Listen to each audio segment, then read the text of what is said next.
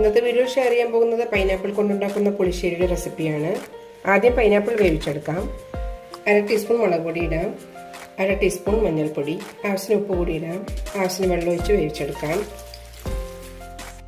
കറിക്കുള്ള തേങ്ങ കൂടി അരച്ചെടുക്കാം. അതിനായി 3/4 കപ്പ് തേങ്ങ, 4 പച്ചമുളക്, 1/2 ടീസ്പൂൺ ജീരകം ഇട്ട് നല്ല സ്മൂത്തായി അരച്ചെടുക്കാം. കഷ്ണങ്ങളൊക്കെ നന്നായി വെന്തിട്ടുണ്ട്. ഇതിലേക്ക് അരപ്പൊഴിക്കാം. നന്നായി മിക്സ് ചെയ്ത ശേഷം തിളപ്പിക്കാം. 1-2 മിനിറ്റ് നന്നായി തിളപ്പിക്കാം. ഇത്ര തിളച്ചാൽ മതി. ഫ്ലെയിം ഓഫ് ചെയ്യാം. ഇനി ഇതിലേക്ക് തൈര് ഒഴിക്കാം.